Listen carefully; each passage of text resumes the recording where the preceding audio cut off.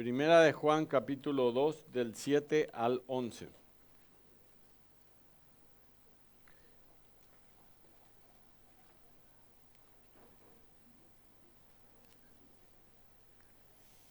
Vamos abriendo la palabra de Dios. Quiero pedirle a Sebastián, a Darío que pasen al frente, por favor. Si le pueden decir que están ahí adelante. Y también a Fernando y a todo el equipo de aquellos Keila, de los que ya, no sé si Keila ya vino, todavía no.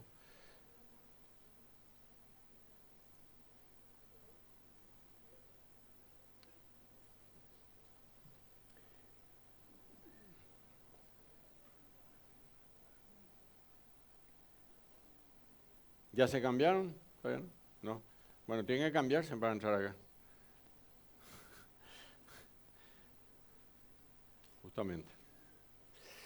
Bueno, ahí está. Ya están teniendo todos los bosquejos, mientras tanto, nada más.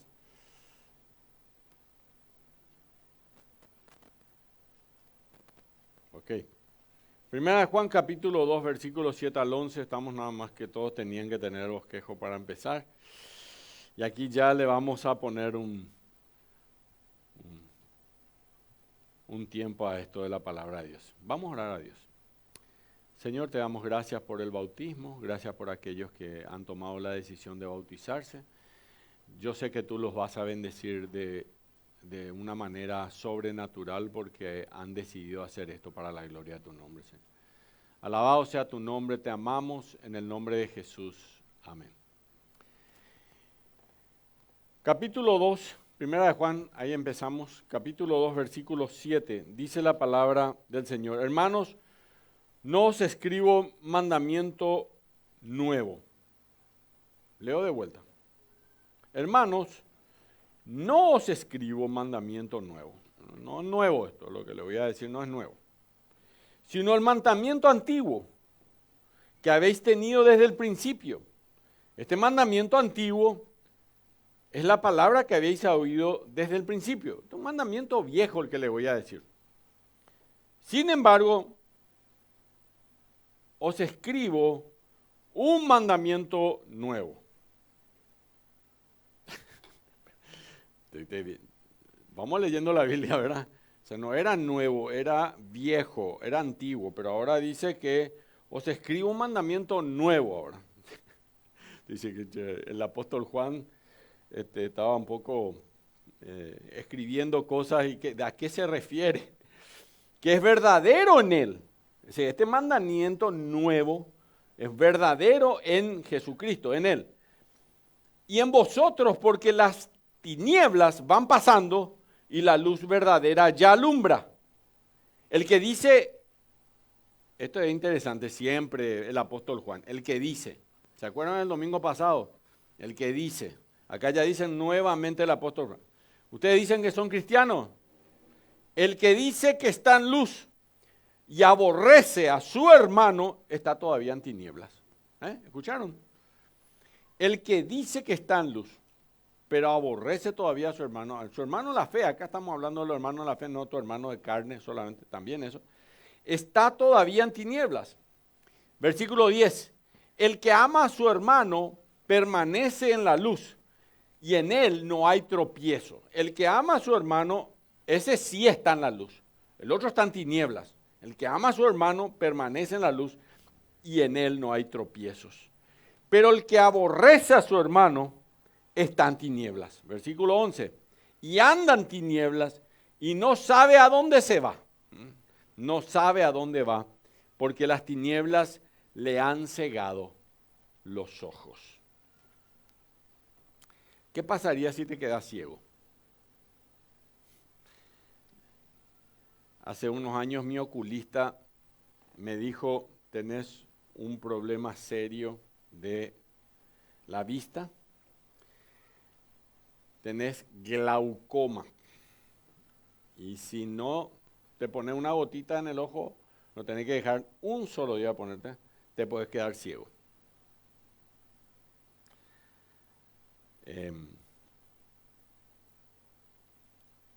Tenés que tener mucho cuidado para no quedarte ciego.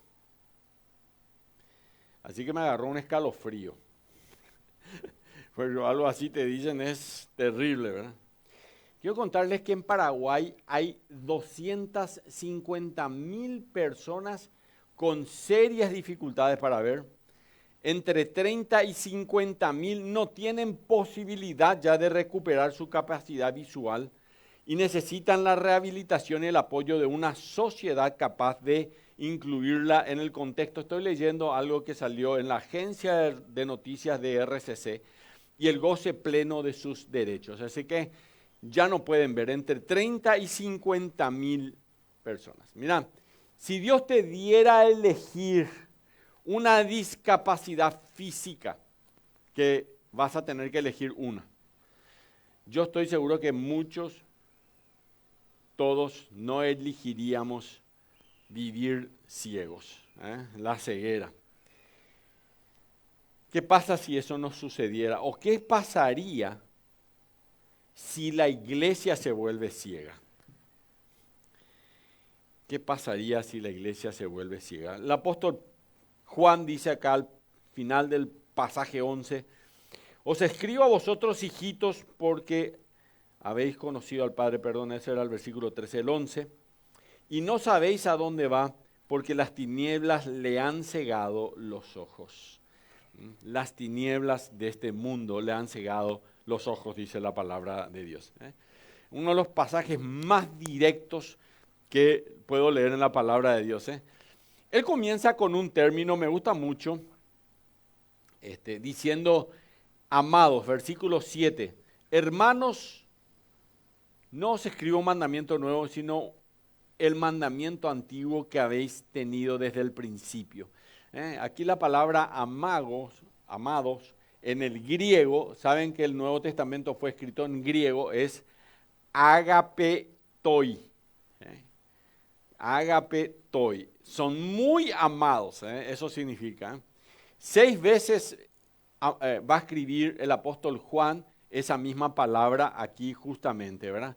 Agapetoi. Justamente estoy hablándole eso. Él le va a usar amor, la palabra griega acá de amor, es un amor profundo, un amor preocupante.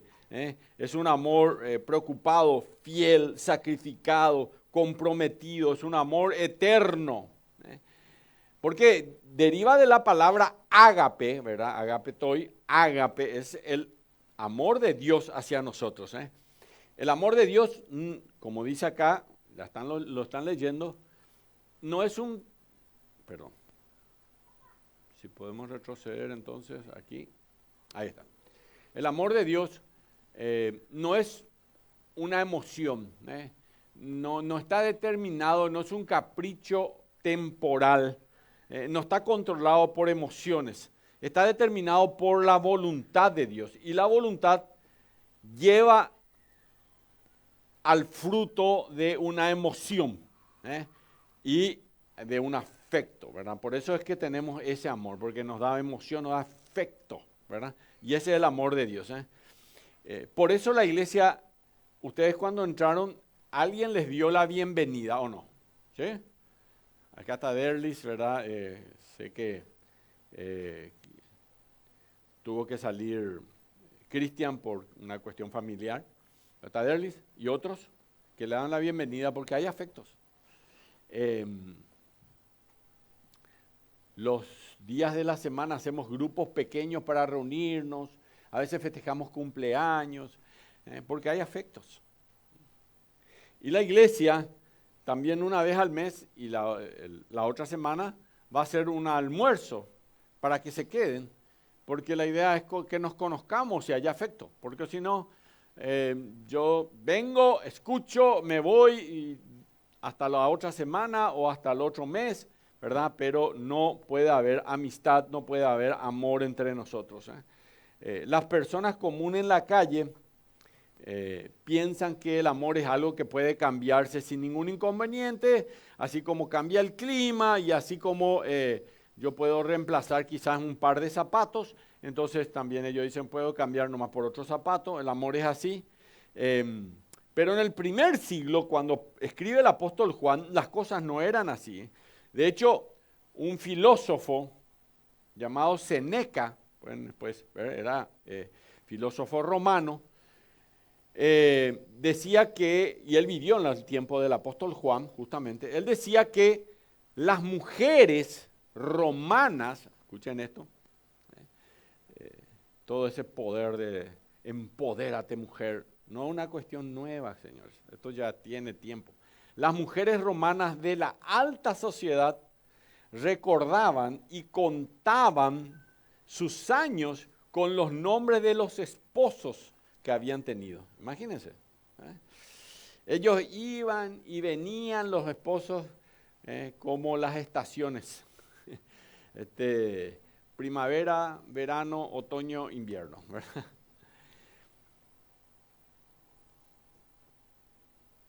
Shakira podría haber sido romana. Colombiana, ¿verdad? Pero bueno.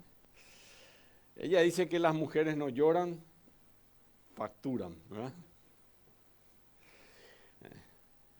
Una de sus músicas dice, del odio al amor hay un solo paso. Y a ti te quede grande. Entonces hay que cambiar porque ya le quedó grande, ¿verdad? Y es una mujer que se queda sola, sin que nos pongamos a hablar de los ritos satánicos que muchas veces practican en el escenario, ¿verdad? Por lo cual creo que gran parte de su éxito está un poco embebido en eso. Esto puede ser largo, no es el momento, tengo 20 minutos nomás, así que voy a irme. Pastor, continúa. No. Miren, hasta este día, el mundo está totalmente de acuerdo en la idea de enamorarse, ¿verdad? Nadie dice nada de eso. Pero uno puede desenamorarse nuevamente tan rápido como se puede enamorar. Y esa es la razón por la que Dios usa esta palabra que no habla de enamoramiento, sino que Él está hablando de un amor sólido. Él usa la palabra que habla de la voluntad de amar. No es una cuestión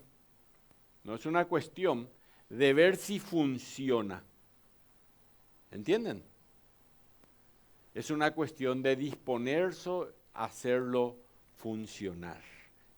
Acá estamos hablando del amor de Dios. Miren, Juan acá no está hablando del amor de pareja, se está hablando del amor de Dios, pero también ese amor nosotros muchas veces lo vemos en la pareja, ¿verdad? No es una cuestión de ver si funciona, es una cuestión de hacerlo funcionar.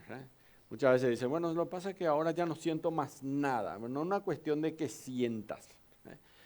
Y lo sorprendente es que en este tipo de amor sacrificado, como está hablando acá la palabra ágape, no solo es, digamos, para los miembros de la familia, sino también es para el cuerpo de Cristo. Así que ese tiene que ser el amor del cuerpo de Cristo. Así que no es coincidencia que Juan dice aquí que tenemos que amarnos uno a otro. Mira, esto dice la palabra de Dios. Miren, Juan precisamente no era un chiche. Juan, una vez el Señor Jesucristo con Juan, estaba Jacobo, su hermano mayor, se fueron a un pueblo y en el pueblo no le quisieron dar un lugar para dormir a Jesucristo, sus apóstoles y a él. Cuando salen de esa ciudad, Juan le dice a Jesucristo, ¿por qué no hacemos algo con esta gente ingrata? ¿Cómo a vos no te dejaron un lugar para dormir en este lugar? Vamos a hacer caer fuego del cielo. Eso le dijo. Eso le dijo Juan. De hecho, desde ahí el Señor lo llamó el hijo del trueno. Hacer caer fuego del cielo. Marcos capítulo 3, si quieren lo pueden leer después. Marcos capítulo 3. Tengo que ir un poco rápido, así que no le voy a estar leyendo todos los pasajes. Voy a tratar de centrarme en esto. Juan era un hombre de temperamento explosivo, realmente. En Lucas 9, él pidió que caiga fuego del cielo, y en Marcos 3 también. Era apasionado, pero era egoísta, obstinado. quizá podríamos decir que el apóstol Juan era un hombre sin mucho amor. Pero cuando leemos ahora acá, el hermanos, ya está con más de 80 años Juan. Juan, acuérdense que es el único apóstol que no muere sacrificado, ¿verdad? El único apóstol que murió y murió de viejo, ya el apóstol Juan. Así que él está pasando ya allá por los 90 años, más o menos. Él salió de la isla de Patmos, fue llevado a la isla de Patmos donde escribe el libro Apocalipsis, ¿verdad? Y de ahí sale otra vez, más o menos a los 90, 92 años, probablemente vivió hasta los 97 se cree, y él está saliendo de ahí, pero ya es totalmente otra persona. Ahora sí ya no era el hijo del trueno, era un Juan que amaba a sus hermanos realmente de todo corazón, ¿verdad? Y ya no querían que incendien la ciudad porque se lo merecen, sino que ahora quería mostrar su amor, ¿verdad? Este hombre temerario, él ahora está hablando de amor y tiene en su mente fresco lo que aprendió de nuestro Señor Jesucristo acerca del amor. Y así que la primera cosa es que tenemos un mandamiento de amar. En primer lugar, tenemos el mandamiento de amar, el cumplimiento de este mandamiento. Primera de Juan capítulo 2, versículos 7 al 8, dice: hermanos, no os escribo un mandamiento nuevo, sino un mandamiento antiguo. Esto, por ejemplo, a cualquiera si lee así de buena primera, así, ¿qué es lo que dice Juan acá? O sea, no es nuevo esto. Pero el versículo 2 dice después que es nuevo. Que habéis tenido desde el principio. El mandamiento antiguo es la palabra que habéis oído desde el principio. Esto del concepto de amar a Dios sobre todas las cosas y el concepto de amar a otros como a ti mismo, no es un concepto nuevo. Esto ya estaba anteriormente en los libros de Levítico en el Antiguo Testamento y también en el libro de Éxodo. Y para el tiempo que escribe Juan esta carta, el mandamiento de amar a Dios no era nada nuevo. Ya no era nada nuevo. También está en Deuteronomios capítulo 6, un poco para que si en algún momento quieren verificar, verifiquen ahí, ¿verdad? Pero luego, Juan escribe en el siguiente versículo 8, sin embargo os escribo un mandamiento nuevo. Un momento pensé que no era nuevo ese mandamiento.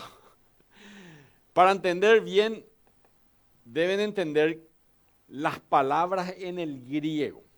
Ya decíamos un tiempo atrás que el griego, por ejemplo, la palabra amor, hay varias formas de decir amor. Por ejemplo, cuando es un amor entre amigos, hermanos, él es mi hermano, ¿verdad?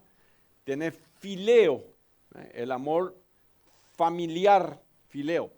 El amor ágape, el amor de Dios. El amor de ágape, el amor de un amor que se usaba también para otras cosas, pero justamente acá Juan está usando ágape. Es un amor incondicional, es un amor que muere en la cruz del Calvario, es un amor que no tiene la culpa, pudo decir no es mi culpa, pudo bajarse, pudo decir vamos a eliminar a todos estos seres humanos y vamos a crear unos nuevos, porque estos son muy desobedientes y no hacen lo que tenían que haber hecho, ¿verdad? Pudo haber dicho Jesucristo eso y se bajaba de la cruz y todo al infierno, pero no hizo eso, porque Él tiene un amor, que es el amor ágape. Hay otra palabra que es el amor que también se usa mucho, que es eros, que es un poco el amor en la pareja, ¿verdad? Y así hay varias palabras sobre el amor. Pero acá, en cuanto al mandamiento, él va a usar una palabra diferente, que es la palabra kairos. Kairos, este amor no es un amor en el tiempo, porque esa es la palabra que usó para con Dios, ¿verdad? Amarás al Señor tu Dios de todo tu corazón. Ese es en el tiempo tenés que amarnos, sino que ahora él usa otra palabra griega acá que es kainos. Este es el mandamiento nuevo. No es kairos, es kainos. Y kainos es una palabra griega que habla de la calidad, no del tiempo. Kairos es el tiempo del amor, sino la calidad del amor. Y en otras palabras, Juan no está diciendo, miren, aquí hay algo totalmente nuevo que nunca se ha visto hasta ahora. No. Juan está diciendo, miren, hay una nueva calidad, una nueva forma de demostrar amor que es totalmente única. Eso es lo que está diciendo el apóstol Juan en este versículo bíblico. Versículo 8. Sin embargo, ahora vamos a irnos un poquitito más abajo. Sin embargo, os escribo un mandamiento nuevo, el cual es verdadero en él y en vosotros. Un mandamiento nuevo os doy, dijo el Señor Jesucristo, Juan 13:34, que os améis los unos a los otros, así como yo os he amado. Eso dijo el Señor Jesucristo. Y ahora en el versículo 8, aquí el apóstol Juan está diciendo, y sin embargo escribo un mandamiento nuevo que es verdadero en él, en Jesucristo. Él sí ama de esa manera. ¿Cómo ama él? Un amor de calidad, kainos. Él está haciendo un amor de calidad. Y en vosotros, y está diciendo que este no es solo un amor que Jesús lo tiene que mostrar, sino que también nosotros tenemos que demostrar este tipo de amor, el amor que realmente es de calidad, no solamente un amor de palabras. Y Juan agrega algo más para decirnos de este tema, que es más grande este amor de lo que pensamos. El amor de la calidad del Señor es más grande. Miren, el Evangelio según San Lucas, Lucas dice que la venida del Cristo va a ser como la aurora de lo alto, una luz. Es decir, va a ser el amanecer de un nuevo día. Dice Lucas 1:78, para dar luz a los que habitan en tinieblas y en sombras de muerte. Y esto es lo que dice acá Juan. El que dice que está en luz, ya el versículo en vosotros, porque las tinieblas van pasando y la luz verdadera ya alumbra.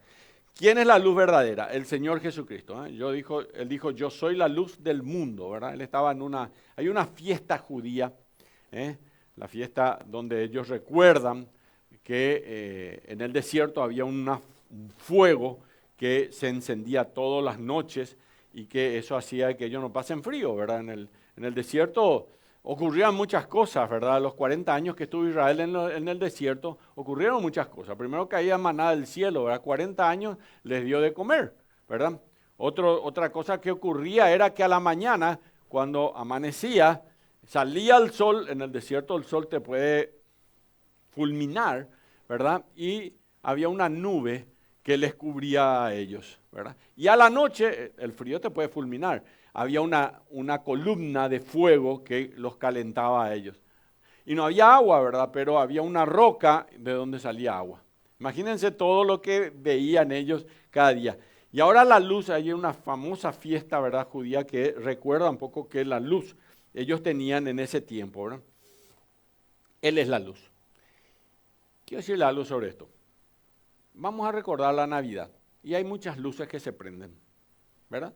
Pero la luz verdadera es el Señor Jesucristo. Nunca se olviden de que lo que recordamos en la Navidad es el nacimiento del Señor. Bueno, el nacimiento de Cristo marcó el amanecer de la luz eterna. Aún hay tinieblas, pero mientras la luz del Evangelio de Cristo se propaga, las tinieblas van a reemplazar o son reemplazadas por la luz. Así que la primera cosa que hoy vemos tiene que ver con esto, ¿verdad? Del mandamiento nuevo, el cumplimiento de este mandamiento. Pero en segundo lugar, la contradicción al mandamiento. Dice la Biblia, capítulo 2, versículo 9, siempre en Juan, el que dice que está en luz y aborrece a su hermano, está todavía en tinieblas. ¿Vieron? Él comienza a hablar del amor, porque después hay otros que odian. Dice, el que dice que está en luz y aborrece a su hermano, este todavía está en tinieblas. Él ya usó varias veces el que dice un poco antes, si vos venís todos los domingos te vas a dar cuenta, versículo 6 del capítulo 1 dice, si decimos que tenemos comunión con Él y andamos en tinieblas, mentimos. Versículo 8, si decimos que no tenemos pecado, nos engañamos a nosotros mismos. Versículo 10, si decimos que no hemos pecado, le hacemos al mentiroso. Después, la semana pasada dice el versículo 6, el que dice que permanece en él debe andar como él anduvo. Y hoy, en el versículo 8, 9, dice, el que dice que está en luz y aborrece a su hermano, está todavía en tinieblas. Un poco, aquí hay, ¿vos sos cristiano? Claro que soy cristiano, claro, claro. Bueno, si decís que sos cristiano, hace esto, porque los cristianos hacen esto. Y eso es lo que dice el apóstol Juan. Y ahora él va a decir, el que dice que está en luz, que está en la luz de que es Cristo, y aborrece a su hermano, en realidad está en tinieblas. Claro, clarito. No hay ninguna vuelta, yo creo que no hace falta explicar demasiado. A veces actuamos con resentimientos contra alguien. Entonces comenzamos a inventar cosas, incluso nos despreciamos unos a otros. Y eso dice la palabra de Dios. Aquellos que piensan así están todavía en tinieblas.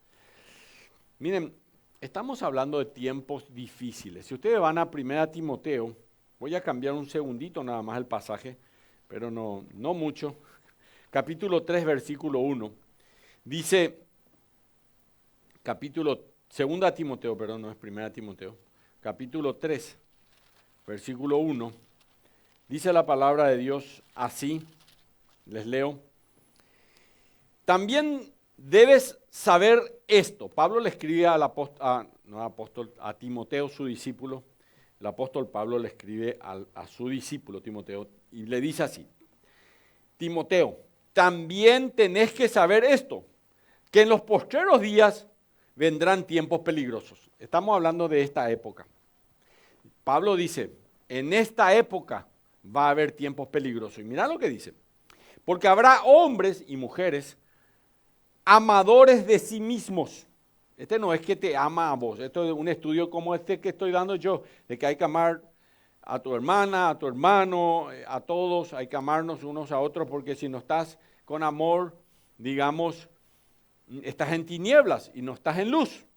Pero acá dice la Biblia que en esta época, como vendrán tiempos peligrosos, porque habrá hombres amadores de sí mismos, avaros, vanagloriosos, soberbios, blasfemos, desobedientes a los padres, ingratos, impíos, sin afecto natural, implacables, calumniadores, intemperantes, crueles, aborrecedores de los malos, traidores, impetuosos, infatuados, amadores de los deleites más que de Dios, que tendrán apariencia de piedad. Parece, mira un poco, parece que tiene una aureolita ahí arriba. Tendrán apariencia de piedad, pero negarán la eficacia de ellos. A estos evita, dice la palabra de Dios. Esos son tiempos, en la traducción griega legal, en vez de decir tiempos peligrosos, cuando dice vendrán tiempos peligrosos, el versículo 1, en realidad son tiempos, en la traducción real es tiempos salvajes. Y eso es lo que está diciendo aquí la palabra de Dios. Será imposible, gente que será imposible de domar. Pablo dice, el apóstol Pablo dice que habrá una generación que no podrá ser pastoreada. Imagínense, va a haber una generación que no va a poder ser pastoreada. Indomables. ¿Por qué? Se adoran a sí mismos. Amadores de sí mismos, dice acá. Son narcisistas. Se centran solo en su bienestar espiritual, que yo me sienta bien. Están enamorados de sí mismos. Vos hablas con ellos y te dicen, yo estoy, querido pastor, en mi proceso, estoy en mi proceso. Estoy en mi sanación, porque para mí lo más importante es mi sanación, mi proceso.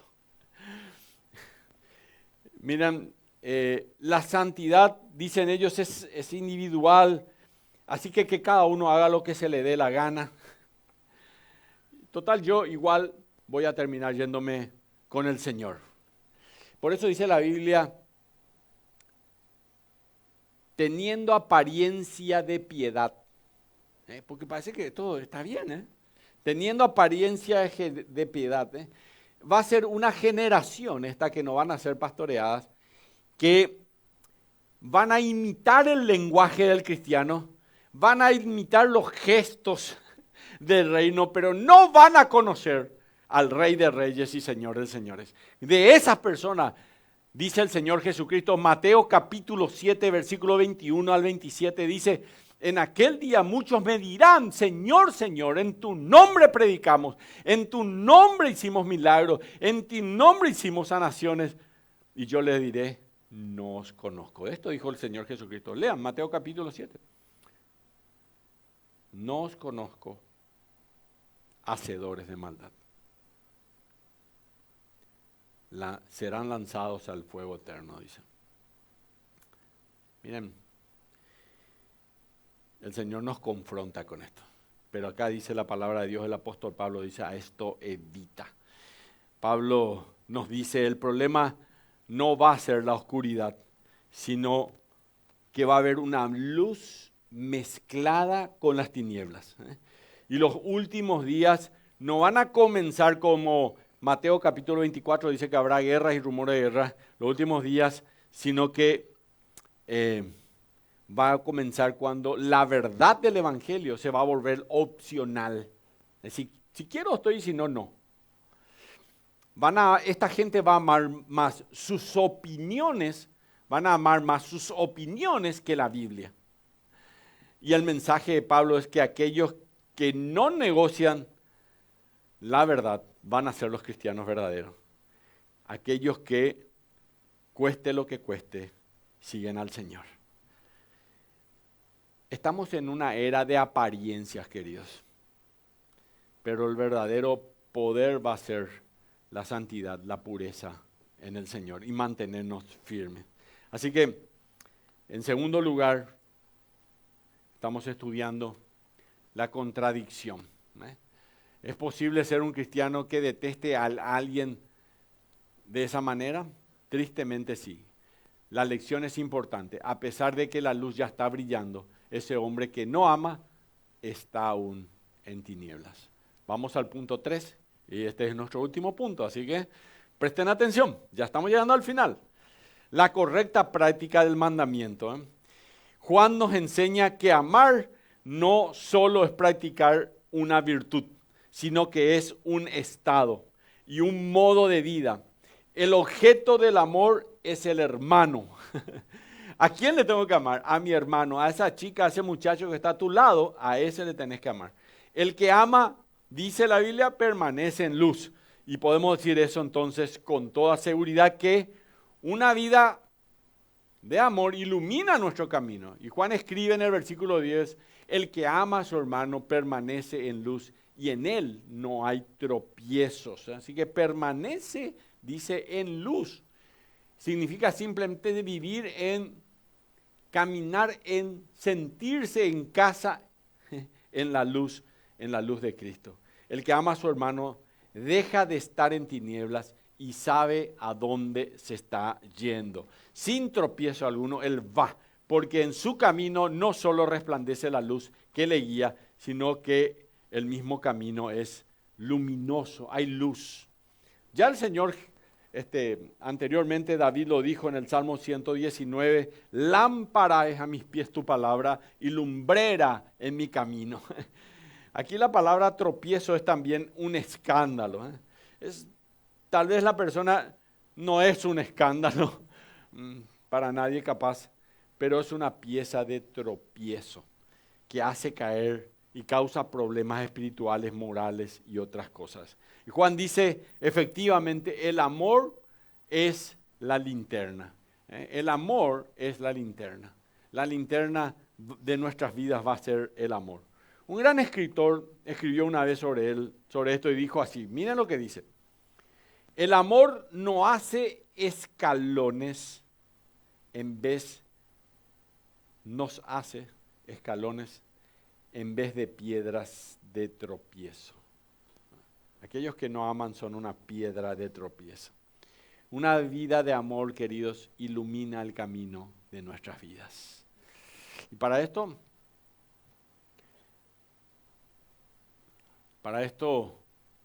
La falta de amor atenúa la luz sobre el camino de la vida. Primera de Juan 2:11 dice, el que aborrece a su hermano está en tinieblas y anda en tinieblas y no sabe a dónde va porque las tinieblas le ha cegado los ojos. La situación es natural porque quien alberga menosprecio, el que tiene aborrecimiento, el que tiene algún odio contra su hermano en su corazón, no permite la acción de la luz. Por consiguiente, en él hay tinieblas. Eso es lo que dice Juan. Sus ojos están cegados. Es un impacto cegador el odio de su corazón hacia esa otra persona. Y eso Juan advierte realmente. Y esta es la advertencia de Juan. El amor no es ciego, el odio lo es. El amor no le tapa los ojos, el odio sí. El amor no rehúsa ver, el odio sí. El amor ve, el amor abre los ojos del corazón, abre las cortinas sobre las ventanas del alma y deja las sombras atrás. Así que les aliento, escojan amar y de esa forma van a iluminar su camino y van a iluminar el camino también de otros que necesitan sabiduría y ánimo de Dios, tanto como ustedes, yo también y todos los que están aquí. Así que nunca olviden que el amor le va a permitir andar en luz y el que tiene odio le deja a uno en la oscuridad, aunque esa persona no se dé cuenta. Conclusión. Es muy interesante saber que el apóstol Juan no nos dice que estamos en peligro de perder nuestra vista espiritual y volver a la sombra. Él no está diciendo que si no sabemos leer el Nuevo Testamento en griego, vamos a perder nuestra condición espiritual, o si no hemos memorizado parte de las Escrituras, o si no hemos perdido una reunión de algunas de estas semanas. En cambio, él dice, enciendan la luz del amor, que eso brille. Quiero hacerle algunas preguntas. ¿En qué podemos tropezar o caer por estar guardando odio hacia otros? ¿A quién conocen ustedes que podrían animarles, comunicándoles que están preocupados genuinamente por esa persona? De verdad, me importás y yo estoy preocupado por vos. ¿Quién podría necesitar hoy esa luz para ayudarle e iluminar su camino y traerlo de vuelta a aquel que se fue? ¿O quién le está pidiendo a Dios que le amen hoy, en el día de hoy? ¿Será que el sentirme solo y desconectado es el resultado de las tinieblas que están en nuestros corazones cegándonos? Nunca se olviden de esto. El amor no vive solo. El amor produce gozo. Y a diferencia del odio, que hace al hombre miserable, pero el amor siempre, siempre trae gozos. Vamos a ponernos de pie, vamos a cantar una canción. Y luego oramos para concluir en este lugar. Cantamos juntos.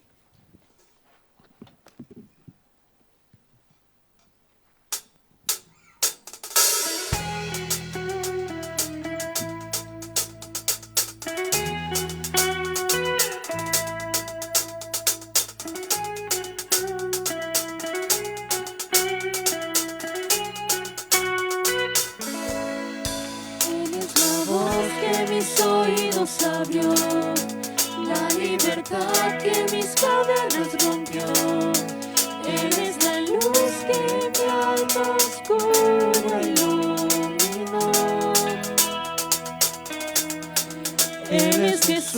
toda mi vida transformó. Él hizo cambiar mi odio en amor, convierte en alegría mi dolor, puede transformar al más pecador, darle una nueva vida y su perdón. Él hizo que vuelva a latir mi corazón. Él es la voz que mis oídos abrió, la libertad que mis cadenas rompió. Él es la luz que mi alma oscura iluminó. Y Él es Jesús, toda mi vida transformó. Él hizo cambiar mi odio en amor, convierte en alegría mi dolor, puede transformar al más pecador, darle una nueva vida y su perdón. Él hizo que vuelva a latir mi corazón. Él hizo cambiar mi odio en amor, convierte en alegría mi dolor, puede transformar al más pecador, darle una nueva vida y su perdón. Él hizo que vuelva a latir mi corazón. Él hizo cambiar mi odio en amor, convierte en alegría mi dolor, puede transformar al más pecador, darle una nueva vida y su perdón. Y Él hizo que vuelva a latir mi corazón.